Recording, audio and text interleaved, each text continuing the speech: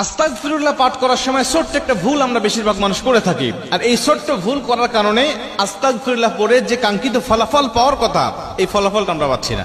আস্তাগফিরুল্লাহ পড়লে কত ফজিলতের কথা আমরা জানি, কিন্তু ফজিলতগুলো আমরা অনেকেই পাই না। আস্তাগফিরুল্লাহ পাঠ করলে নবীজি বলেন তাকে মুস্তাজাবুদ দাওয়া বানিয়ে দেওয়া হয়। ও ব্যক্তির দোয়া করলেই আল্লাহ পাক তার দোয়াটা কবুল করে নেয়। আস্তাগফিরুল্লাহ বেশি বেশি পাঠ করলে তার রিজিকের মধ্যে বরকত দিয়ে দেওয়া হয়। আস্তাগফিরুল্লাহ বেশি বেশি পাঠ করলে তার বিপদ আপদ বালা মুসিবত থেকে তাকে হেফাজত করে নেওয়া হয়। আস্তাগফিরুল্লাহ বেশি বেশি পাঠ করলে আমার আল্লাহ পাক যার কেউ নাই, দেওয়ালে পিঠ থেকে গেছে এমন ব্যক্তিকেও আল্লাহ পাক পথ দেখিয়ে দেয়। আস্তাগফিরুল্লাহ বেশি বেশি পাঠ করলে রিজিকের মধ্যে বরকত হয়। যার কোনো ইনকাম সোর্স নাই তার ইনকাম আল্লাহ পাক বৃদ্ধি করে দেয়, ইনকাম সোর্স গুলো আল্লাহ পাক খুলে দেয়। এত এত ফজিলত আস্তাগফিরুল্লাহ, কিন্তু আমরা পাই না।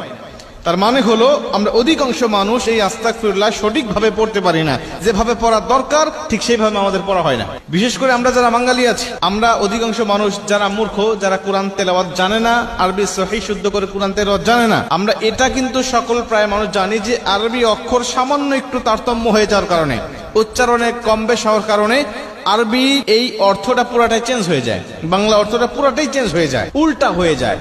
এমনও ক্ষেত্রে আছে যে উল্টা হয়ে যায়। আস্তাগফিরুল্লাহ বলার সময় আমাদের ছোট্ট যে ভুলটা হয় সেটা হলো অধিকাংশ মানুষ আমরা বলে থাকি আস্তাগফিরুল্লাহ আস্তাগফিরুল্লাহ।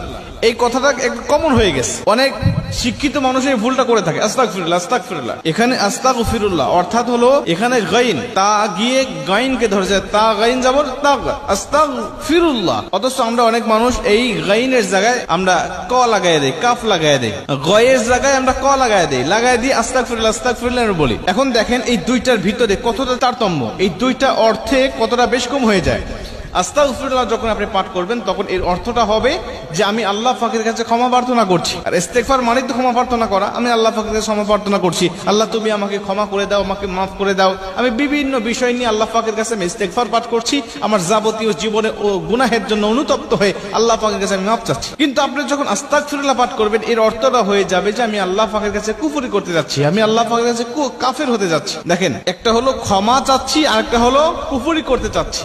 দুইটার অর্থ পুরাটাই চেঞ্জ, শুধু নয় বরং উল্টা হয়ে গেছে। সূরা ফাতিহা পড়ার সময় আমরা বলি আলহামদুলিল্লাহি রাব্বিল আলামিন, এখানে হায় হতি অনেক মানুষ আছে এখানে বড় হা না ব্যবহার করে ছোট হা, আলহামদুলিল্লাহি রাব্বিল আলামিন, এর অর্থটাও পুরাটা চেঞ্জ হয়ে যায়, মানে উল্টা হয়ে যায়। উল হু আল্লাহু আহাদ, সূরা ইখলাস পড়ার সময় ভুলটা আমাদের হয়ে থাকে। উল মানে হলো বলো, কুল মানে হলো খাওয়া।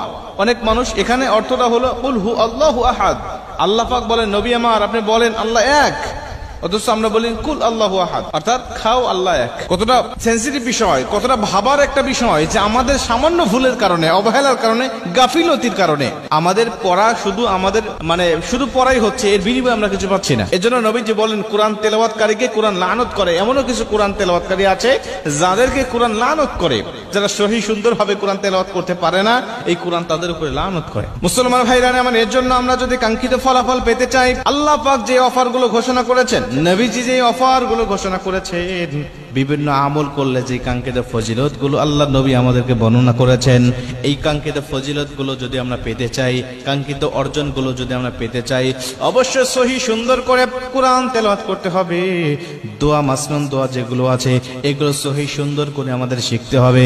আস্তাগফিরুল্লাহ ইস্তেগফার, যত ইস্তেগফার রয়েছে সবকিছু সুন্দরভাবে যখন আপনি পাঠ করতে পারবেন, আশা করা যায় আমার আল্লাহ পাক অবশ্যই আপনারা সব আমলগুলো কবুল করে নিয়ে জীবনটাকে উজালা করে দিবে।